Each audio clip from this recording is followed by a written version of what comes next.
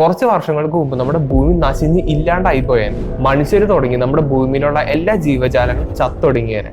ഇത്രയും ഡേഞ്ചറസ് ആയിട്ടുള്ള സിറ്റുവേഷൻ ഒരുക്കി വെച്ചത് വേറെ ആരുമല്ല, നമ്മൾ മനുഷ്യർ തന്നെയാണ്. പക്ഷേ കറക്റ്റ് സമയത്ത് നമ്മുടെ ലോകത്തുള്ള എല്ലാ ആൾക്കാരും ഒരുമിച്ച് നിന്നപ്പോൾ ഒരു മഹാദുരന്തത്തിൽ നിന്ന് നമ്മുടെ ഭൂമിനെ നമുക്ക് രക്ഷിക്കാൻ പറ്റി. ദുരന്തം എന്ന് പറയുമ്പോൾ നമ്മുടെ ഭൂമിയിലുള്ള എല്ലാ ജീവജാലങ്ങളും ഒറ്റയടിക്ക് ഇല്ലാണ്ടാവുന്ന തരത്തിലുള്ള ഒരു മഹാദുരന്തം തന്നെയായിരുന്നു അത്. അത്രയ്ക്ക് ഡേഞ്ചറസ് ആയിട്ടുള്ള ഒരു വളരെ ക്രോണിക് ആയിട്ടുള്ള ഒരു ഡിസാസ്റ്ററായി മാറിയേനെ അത്. ഇത് വളരെ രസകരമായിട്ടുള്ള സ്റ്റോറിയാണ്. ഇത് തുടങ്ങുന്നത് 1980-കളിലാണ്. അന്നത്തെ കാലത്തൊക്കെ ന്യൂസിൽ പയ്യെ വന്നുകൊണ്ടിരുന്ന ഒരു ടോപ്പിക്കാണ് ഓസോൺ ലെയർ ഡിപ്ലീഷൻ എന്ന് പറഞ്ഞ ഒരു സംഭവം. സത്യം പറഞ്ഞാൽ അന്നൊന്നും ഇതിനെപ്പറ്റി വലിയ ഐഡിയ ഉണ്ടായിരുന്നില്ല. അതായത് ഓസോൺ പാളിയുടെ ആ ഒരു ഇമ്പോർട്ടൻസിനെ പറ്റി നമുക്ക് വലിയൊരു ഐഡിയ ഉണ്ടായിരുന്നില്ല. പക്ഷെ കുറച്ച് വർഷങ്ങൾക്ക് ശേഷം നമ്മുടെ ഓസോൺ ലെയർ കുറച്ച് പ്രശ്നത്തിലാണെന്നുള്ള ഒരു കാര്യം ചിലവർക്കൊക്കെ മനസ്സിലായി തുടങ്ങി. സംഭവം എന്താ വെച്ചാൽ നമ്മുടെ ഭൂമിയുടെ ചുറ്റും ഒരു ലെയർ ഉണ്ട്, ഒരു പ്രൊട്ടക്റ്റീവ് ലെയർ ഉണ്ട്. ഇതിന്റെ പേരാണ് ഓസോൺ ലെയർ. ഈ ലെയർ നമ്മുടെ ഭൂമിയുടെ സർഫസിൽ നിന്ന് ഏകദേശം 14 to 40 കിലോമീറ്റർ ഓൾട്ടിറ്റ്യൂഡിലാണ് നിൽക്കുന്നത്.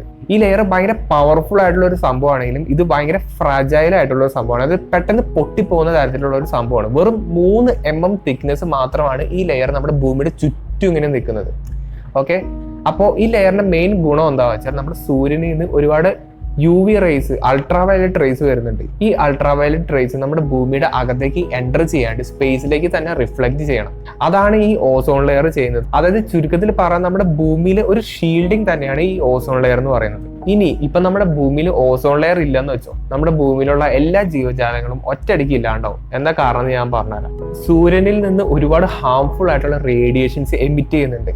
ഓക്കെ, അതായത് ഒരുപാട് അൾട്രാവയലറ്റ് റേഡിയേഷൻസ് ഒക്കെ എമിറ്റ് ചെയ്യുന്നുണ്ട്. ഈ അൾട്രാവയലറ്റ് റേഡിയേഷൻസ് ശരിക്കും 3 കാറ്റഗറീസ് ഉണ്ട്. അതിൽ 2 കാറ്റഗറി പെടുന്ന അൾട്രാവയലറ്റ് റേഡിയേഷൻ നമ്മുടെ ഹ്യൂമൻസിനെയോ നമ്മുടെ ലിവിങ് ഓർഗാനിസംസിനെ ഒക്കെ തൊട്ട് കഴിഞ്ഞാൽ നമുക്ക് അവിടെ പ്രശ്നങ്ങളാണ്. അതായത് ആ ലൈഫിന് സർവൈവ് ചെയ്യാൻ പറ്റില്ല. ഫോർ എക്സാമ്പിൾ, ഈ റേഡിയേഷൻസ് നമുക്ക് കിട്ടിക്കഴിഞ്ഞാൽ നമുക്ക് സ്കിൻ ക്യാൻസർ അങ്ങനെയുള്ള കാര്യങ്ങളൊക്കെ ഉണ്ടാവും. അപ്പൊ ചുരുക്കത്തിൽ പറഞ്ഞാൽ ഈ ഓസോൺ ലെയർ ഇല്ലെങ്കിൽ നമ്മുടെ ഭൂമിയിൽ ലൈഫ് സസ്റ്റെയിൻ ചെയ്യാന്നുള്ളത് വളരെ ബുദ്ധിമുട്ടുള്ള ഒരു കാര്യം തന്നെയാണ്.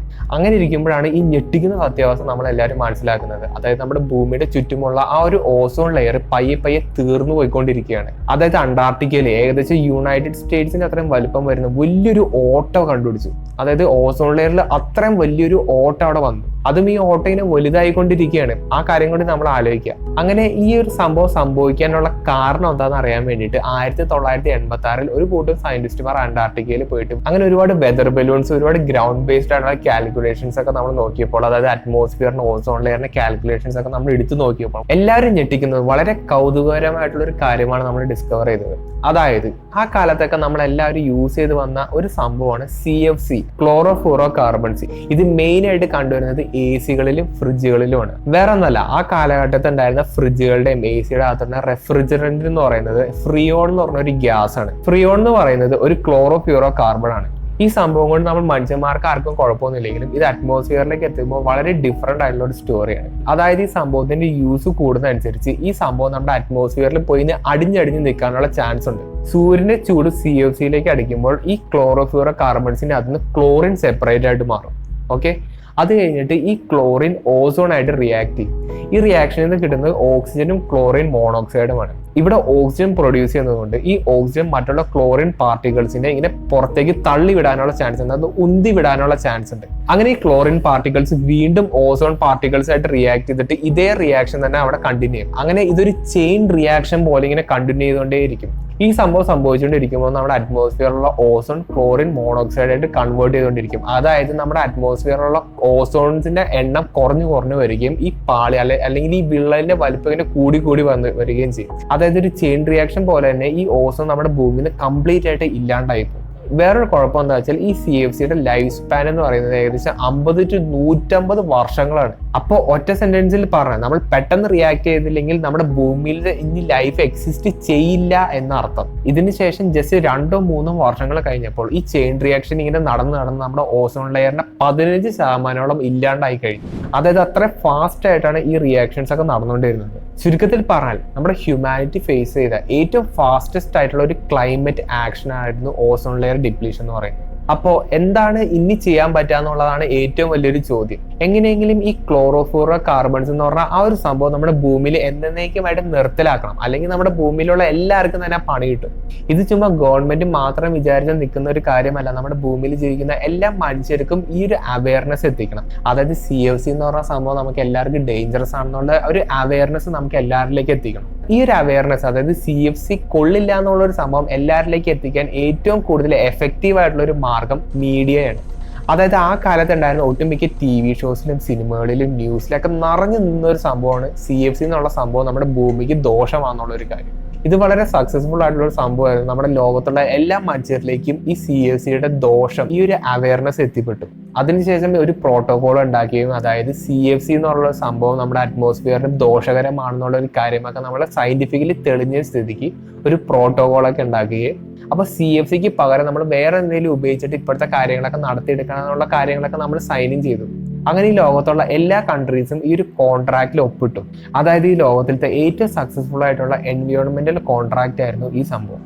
അതിനുശേഷം സംഭവിച്ചത് വളരെ ഡ്രമാറ്റിക് ആയിട്ടുള്ള സംഭവങ്ങളായിരുന്നു. 2014 CFCയുടെ ഉപയോഗം ഏകദേശം പൂർണ്ണമായിട്ടും ഇല്ലാണ്ടായെന്ന് വേണമെങ്കിൽ പറയാൻ പറ്റും. അതുകൊണ്ട് തന്നെ ഓസോൺ ലെയർ ഡിപ്ലീഷൻ ഇങ്ങനെ വലുതായിക്കൊണ്ടിരിക്കുന്നതിന് ഇങ്ങനെ പയ്യെ ചെറുതായി ചുരുങ്ങി വരാൻ തുടങ്ങി. അതായത് ഇപ്പോഴത്തെ ഡേറ്റ അനുസരിച്ച് സയന്റിസ്റ്റുമാർ പറയുന്നത് ഒരു 2060-65 ആകുമ്പോഴത്തേനും നമ്മുടെ ഭൂമിയിലുള്ള ഓസോൺ ലെയർ 100% ഹീലായി കഴിയുന്നതാണ്. ഇതൊരു ചെയിൻ റിയാക്ഷൻ ആയതുകൊണ്ട് തന്നെ 1980 to 2005 വരെ ഈ ഓസോൺ ലെയർ ഇങ്ങനെ പയ്യെ വീർത്തു വരികയും, അതിനുശേഷം ഈ CFCയുടെയും കാര്യങ്ങളൊക്കെ ഉപയോഗം കുറഞ്ഞതുകൊണ്ട് ഈ സംഭവം ഇങ്ങനെ പയ്യെ ഇങ്ങനെ ഇല്ലാണ്ടായിക്കൊണ്ടിരിക്കുകയാണ്. ചെറുപ്പത്തിലൊക്കെ സ്കൂളിൽ പഠിക്കുമ്പോൾ ഈ ഓസോൺ ലെയർ ഡിപ്ലേഷനെ പറ്റിയിട്ടൊക്കെ ഒരുപാട് കാര്യങ്ങളൊക്കെ ടെക്സ്റ്റ് ബുക്കുകളിൽ നിന്നും കാര്യങ്ങളൊക്കെ ഞാൻ ഒരുപാട് കേട്ടിട്ടുണ്ട്. പക്ഷെ ഇപ്പൊ ഒന്നും ഞാൻ അതിനെപ്പറ്റി അധികം കേൾക്കാറില്ല. അപ്പൊ അത് എന്തുകൊണ്ടാണ് എന്നതിനെ പറ്റിയിട്ട് അന്വേഷിച്ചപ്പോഴാണ് ഞാൻ ഈ ഒരു ടോപ്പിക്കിലേക്ക് എത്തിയത്.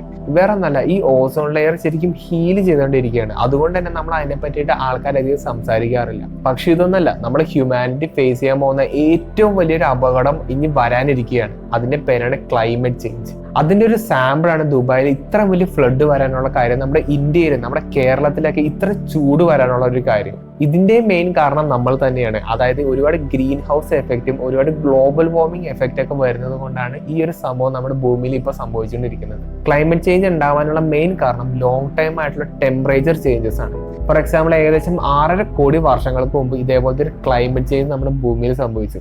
എപ്പോഴാണെന്ന് വെച്ചാൽ നമ്മുടെ ഭൂമിയിലുള്ള ഡൈനോസേഴ്സിന് ഇല്ലാണ്ടാക്കിയ ആ ഒരു ഉൽക്ക നമ്മുടെ ഭൂമിയിൽ വീണുമ്പോൾ നമ്മുടെ ഭൂമിയിൽ മൊത്തത്തിൽ തന്നെ ഒരു വല്ലാത്തൊരു അവസ്ഥയായിരുന്നു. ആ ഒരു കാലഘട്ടത്തിൽ നമ്മുടെ ഭൂമിയിലത്തെ മൊത്തത്തിലത്തെ ക്ലൈമറ്റ് ഒക്കെ മാറിപ്പോയി എന്ന് വേണമെങ്കിൽ പറയാൻ പറ്റും.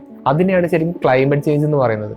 അതുപോലത്തെ സിറ്റുവേഷൻ നമ്മുടെ മനുഷ്യർ കാരണം ഇപ്പൊ സംഭവിച്ചുകൊണ്ടിരിക്കുകയാണ്, അല്ലെങ്കിൽ സംഭവിക്കാൻ പോവുകയാണ്.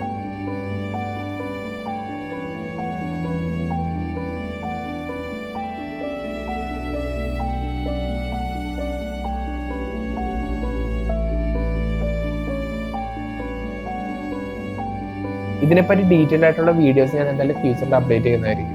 ഇതുപോലൊരു ഇൻട്രസ്റ്റിംഗ് ആയിട്ടുള്ള ടോപ്പിക്സ് ആയിട്ട് നമുക്ക് എന്തായാലും ഇനി അടുത്ത വീഡിയോ കാണാം.